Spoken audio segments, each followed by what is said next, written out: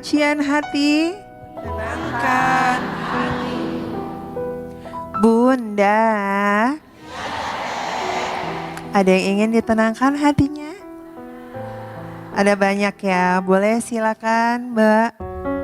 Assalamualaikum warahmatullahi wabarakatuh. Waalaikumsalam. Perkenalkan Ustadz, nama saya Mega Mustika. Saya seorang single parent dengan 4 orang anak. Saya sejak kecil, sejak umur 10 tahun sudah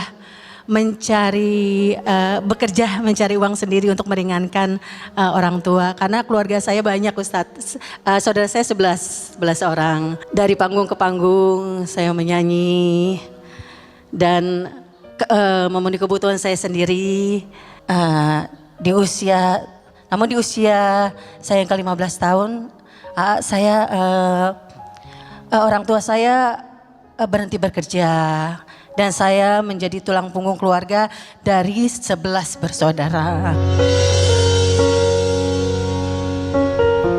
Di usia 15 tahun saya bertemu dengan almarhum mantan suami saya.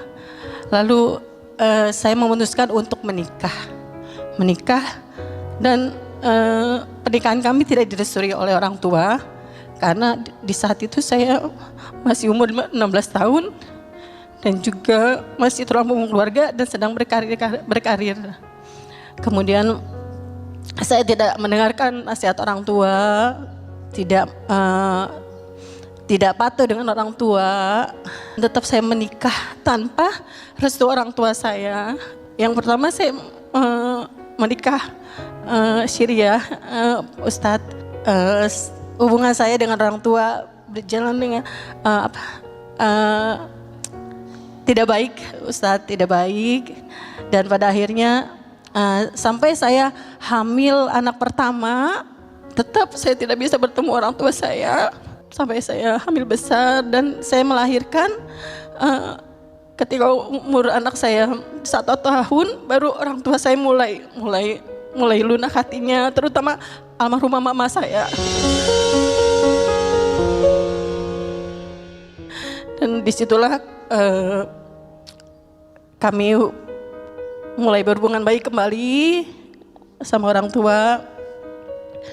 Dan dengan berjalannya rumah tangga saya 10 tahun, akhirnya saya berpisah dengan almarhum mantan suami dengan mempunyai 2 anak.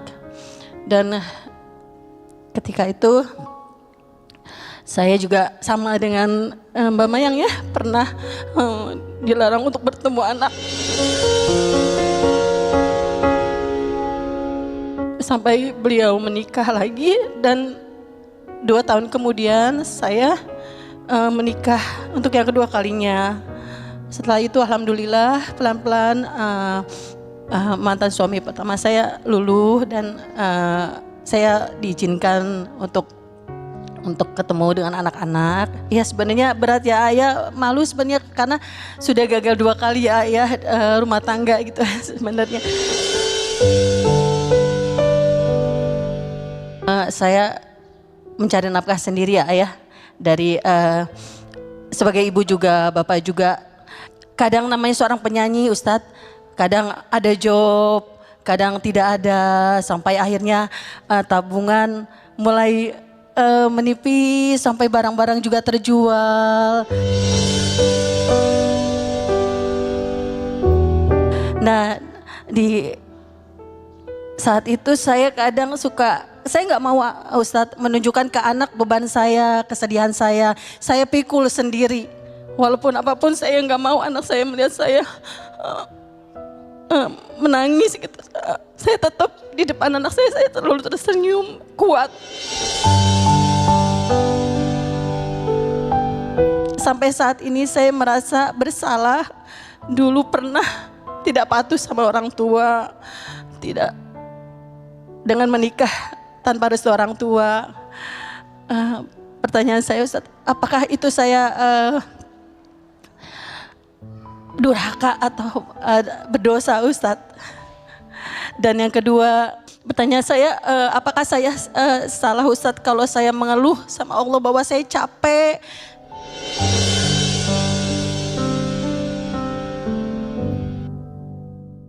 Kalau anak-anak nonton Ya, yang udah besar itu, ya. mau bilang apa Mbak Mega sama mereka? Ya, buat anak-anakku, mohon maaf kalau mama belum bisa menjadi ibu yang terbaik, tapi mama berusaha untuk menjadi ibu yang terbaik buat kalian-kalian semua. Bunda. Yang pertama Mbak Mega, tentu jika ada seorang anak yang pernah berbuat salah kepada orang tuanya, minta maaf. Karena percayalah, saat kita menyakiti hati orang tua, di saat itu kita sedang mengundang sesuatu yang tidak baik dalam hidup kita.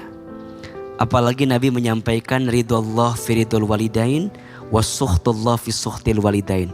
Ridhonya Allah tergantung ridhonya orang tua, murka bencinya Allah tergantung murka bencinya orang tua. Jika orang tuanya masih ada, temui, minta maaf kalau dulu pernah berbuat salah. Jika sudah tidak ada, doakan orang tua kita. Semoga doa yang kita panjatkan kepada Allah untuk orang tua kita adalah bagian kita minta ampun kepada Allah dan minta maaf kepada orang tua. Maka perhatikan, doa anak kepada orang tua itu kan kalimatnya Rabbighfirli wali walidayya warhamhuma kama rabbayani shaghira. Ya Allah, ampuni aku dan ampuni kedua orang tuaku dan sayangi mereka sebagaimana mereka sayang kepadaku di waktu kecil. Jadi Mbak Mega, yang sudah berlalu disesali, kemudian ditaubati dan minta maaf jika masih ada. Jika sudah tidak ada, doakan dengan doa terbaik. Yang kedua, yang namanya urusan ekonomi, apalagi indis ekonomi, kita tahu kita sedang berat melewatinya, sedang susah menghadapinya. Tapi satu hal yang pasti, kita boleh diuji dengan ujian apapun, asal jangan pernah meninggalkan Allah di hati kita dalam keadaan apapun. Wa may yattaqillaha yaj'al lahu makhraja wa yarzuqhu min haitsu la yahtasib. Siapa yang bertakwa kepada Allah, maka Allah akan tunjukkan jalan keluar dari jalan yang tidak disangka-sangka, bahkan Allah berikan rezeki. Nahnu bitakhir wallahu bitakdir. Hanya mungkin nanti kita harus agak sedikit perbaiki. Mungkin kurangin keinginan, cukupkan kebutuhan, kurangin gengsi. Halo? Kurangin sesuatu yang tidak terlalu penting dan mendesak untuk kita. Jadi memilah-milih apa yang mau kita beli itu menjadi penting, indis ekonomi. Dan kita tahu mana yang harus kita kedepankan. Maka bagi seorang Mbak Mega, ya sudah, ada kesempatan nyanyi, ada kesempatan kerjaan, ambil. Kalau tidak ada, berarti ini poin nih. Siapapun yang hari ini sedang diberikan kelapangan pada satu part, siapkan kelapangan lain pada part lain, agar kemudian ketika ini sempit, kita masih punya juga kesempatan yang lain. Apakah seorang anak punya kewajiban untuk menafkahi ibunya jika ibunya dirasa sudah tidak mampu? Jawabannya wajib.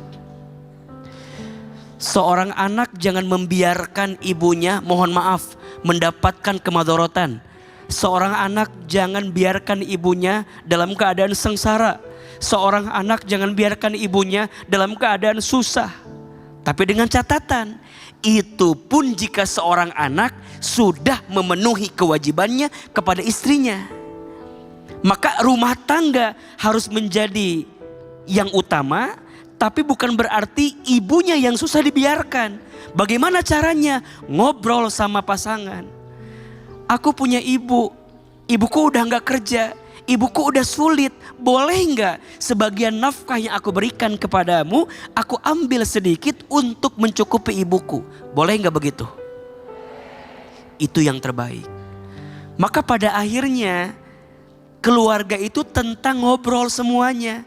Maka rumah tangga bukan hanya menyatukan dua aku, tapi menyatukan dua keluarga yang saling mengerti, saling memahami.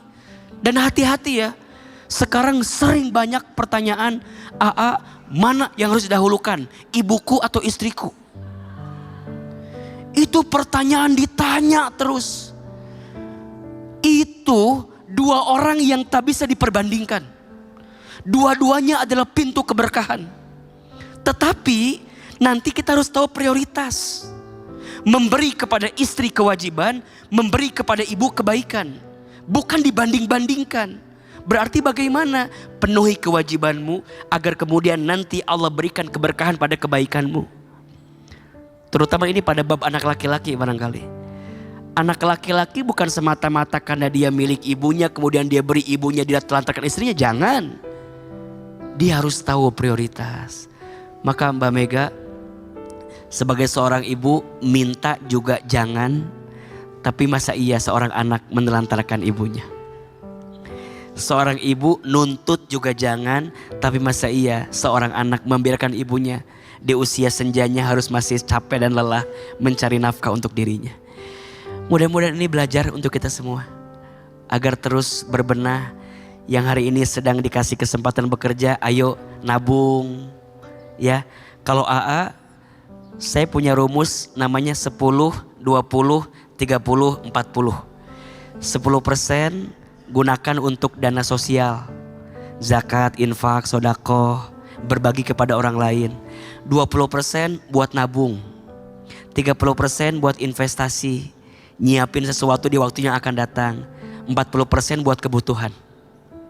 Agar nanti saat kita lagi paceklik, lagi jatuh, kita masih punya kesempatan untuk bisa berdaya dan untuk tumbuh dalam kebaikan. Amin ya rabbal alamin.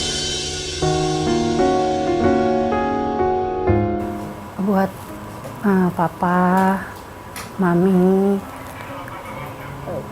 jika dulu Mega pernah tidak patuh, tidak nurut, dan belum menjadi anak yang baik, Mega mohon maaf. Dan